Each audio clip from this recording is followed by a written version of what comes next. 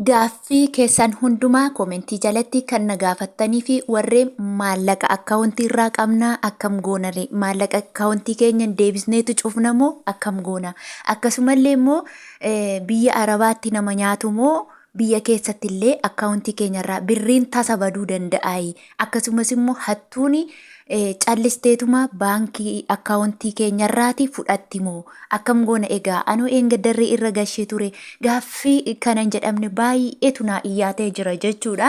Egaa namoota baay'een yaada keessa yaaddoo keessa kan galtan baay'een jirtu namoonni baay'eenis immoo akka nyaatamtan komentii kana jalatti baay'een keessan kaan hanji'a 5 nyaatame jettu kaan obboleessi koo ji'a meeqa nyaatame jedhu kaan 100 nyaatame jedhu namoota baay'eetu kaan immoo birriin kee asuun geenye kannaan jedhan jirtu komentii koo jala deemtanii viidiyoo gadda warra akkaawuntiin keessan irra maallaqa qabdan of eeggadhaa jedhee irratti hejjedhee baay'een keessan jechuudha namoonni otoon beekin nyaatamaa jirtan akkasumas immoo gara fuulduraattis immoo otoon beekamin nyaatamuuf jirtan qassi ja'a seeraan na dhaggeeffadhaa viidiyoo keessan hangan danda'u komentii jala isinii kakkaa'een jira garuu hanga komentii dubbisuurra immoo gurraan huutu irra namatti tola jechuudha barumsa guddaa irraa argattu hordoftootaa fi jaallatamtoota kabajamtoota maamiloota kiyya nagaa waaqayyoo isiniif haa ta'u lafaaf bakka jirtanitti ani nagaa kooti nagaa guutuu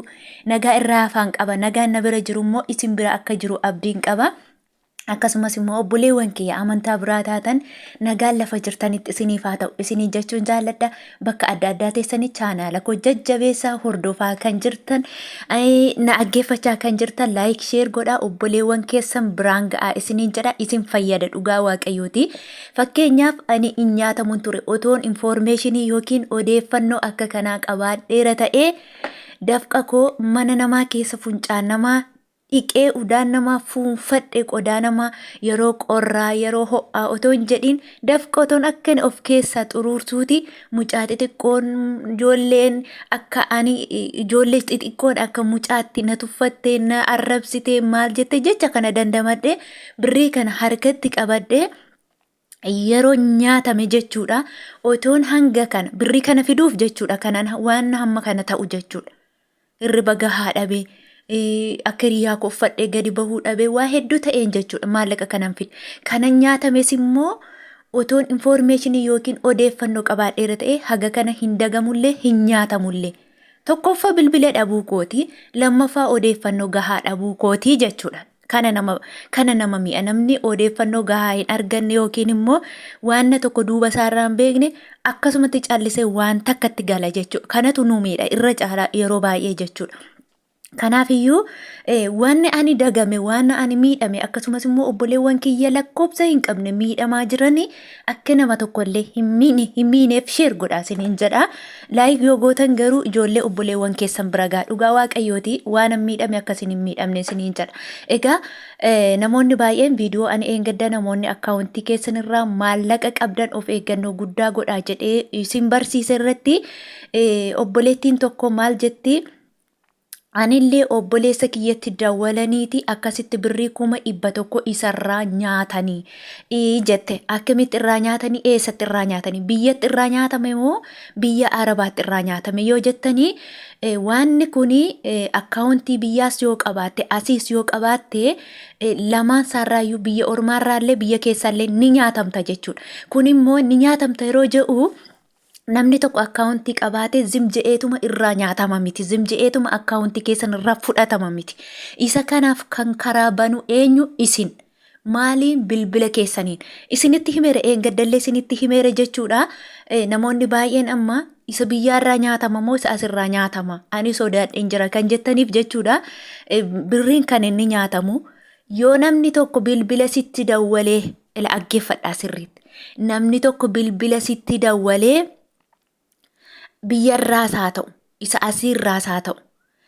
akkaawuntiin kee expired yookiin irra darbee jira abdeetii godhi yookiin immoo haaressi yeroo siin jedhu tole jettee ati ofii keetiin immoo tole yoo jettee as ergi iqaamaa kee lakkoofsa iqaamaa kee as kenni naashinaal iqaamaa kan jiru jira biyya arabaatti kan nuu kennamu biyya keessattis Aayidiin nuu kennamu jira. Aayidii sana yoo tole jettee ati isaanii kennite ni barreeffatu. Dhaggeeffadhaa sirriitti. Ni barreeffatu. Barreeffatanii ka'anii keessa galuuf jechuudha. Keessa galuudhaaf yeroo isaan qoraa jiran akkaawuntii cabsuuf jechuudha. Akkaawuntii cabsuuf yeroo isaan qoraa jiran misejjiin immoo eenyurratti dhufa? Sirratti dhufa jechuudha. Sirratti yeroo dhufu ammas deebisanii sitti dawwalu. Yeroo sirratti sitti dawwalan koodiin gosa afurii lakkoofsi afur sitti dhufti. Lakkoofsa afur sana amma sii sirreessaa jirra.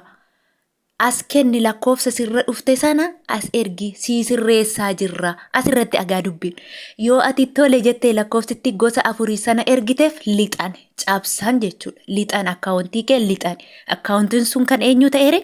Kan saanii ta'ee jechuudha. Akkasuma immoo gaaffii keessaniif jechuudha. Kana yoo gochuudha baattan yeroo namni eenyullee isinitti dawwalu lakkima singalchu jedhaati irraa jim jedha. Hin kennina. Iqaamaa keessanis hin kennina. Kooddii keessanis hin kennina. Yoo kanan goone akkaawuntii keessanirraa birriin iddoo tokkollee dhaqu hin sodaatinaallee tokko asirratti isinii galeera jedheetii yaada jechuudha. Lammata immoo ani akkaawuntii biyyarraan qabaa nan cufamoo akkaman godhaa. Akkasumas immoo madaamiin kiyya STSPay baafadhu yookiin immoo asitti selerii kaardii kan jedhu jira. Selerii kaardii kana yoo baafattu malee naan jetti madaamiin kun nan didamoo akkaman godhaa. Anoo baafadheen jira. Warri jettan baafachuun rakkoo tokkollee hin qabu. Rakkoo kan qabu kooddii kennuu keeti malee jechuudha. Baafattee itti fayyadamu siifiyyuu qusannaadha. Birriin kee akka argillee hin badu. Lammaffaa immoo adamni maallaqa yoo miindaa kee sii kennuu didde seeraan achirratti hin galmaa'a jechuudha. Mootummaan morma qabee harkaa sii fuudha booda. Yoo isarratti siin kenneen hafan ji'a kee yoo dabarsan isarra siin kennan ta'e mootummaan harkaa qabee sii fuudha jechuudha boodaaf. Si shawwaduu hin danda'u. Sii kennineera jedhanii sobanii si oowwachuu hin danda'anii jechuudha. Isa kanaafis si gargaara. Kooddii kee kenniin malee nam tokko si harkaa fu'achuu hin danda'u. Lammaffaa immoo isa biyyaa moo isa asiiti yoo jettan isa asiirraas isa biyyaarraas ati kooddii kenninaan lachuurrattuu sirraa fudhachuu ni danda'u jechuudha. Inni biraa immoo tokkummaa as jalatti maal jette? Ani birrii ergee kan ji'a tokko gaafan biyya ergu asirraa deemeera naan jedhanii. Achitti immoo birriin hin geenye naan jedhanii kan jette obboleettiin gaaffii kana na gaafatte yeroo baankii deemtu inni je'ee funduratti lakkoofsi siif kennamu jira. Lakkoofsa sana yoo maatiif kennite malee birrii baasuu hin danda'an jechuudha. Amma yeroo baankii deemtan warra hawwaala otoo hin taane warri baankii deemtanii gashitan yeroo baankii dhaqxan baankiin itti sinii sarara. Lakkoofsa sin maatii keessaniif laattan. Baankiin lakkoofsitti isinitti sarare sana yoo geessitanii maatii keessanitti kennitan maatiin keessan lakkoofsa sana qabatee dhaqee baankiirraa birrii keessan isinii baasaa jechuudha. Tokko akkaawuntiirra gashuu hin dandeessan maqaa namaarratti asirratti.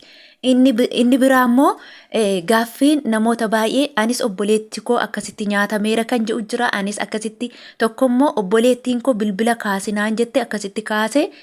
Birrii ji'a 5 narraa nyaatanii koomentii koo jala deemtanii dhaggeeffachuu dandeessu jechuudha. Obboleewwan keenya akka kanaatiin kan miidhamaa jirtani malee akkaawuntii baafachuun ATMs ta'ee STSPays ta'ee selerii kaardiis ta'e kamiyyuu yoo baafattan akka rakkoo tokkollee hin qabaanne yaaddoo tokkollee hin qabaanne beekuu qabdu jechuudha. Akkasuma immoo namoonni tokko akkasumatti akkaawuntii as taa'een ani biyyarraa akkaawuntiin qaba. As taa'eetaniin immoo birrii koo yoon irra galchadhe rakkoo qabaayi. Rakkoo tokkollee hin qabu. Akkaawuntii baafattee dhufteetta yoo taate.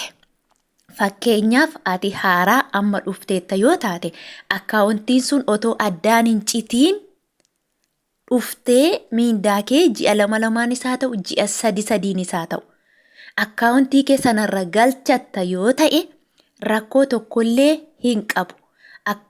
Maatiin kee immoo buukii sana fuudhanii dhaqanii gaafa galchitu irratti sii galmeessisiisu. Yoo galmeessuu dhaabatanirree rakkoo tokkollee hin qabu jechuudha.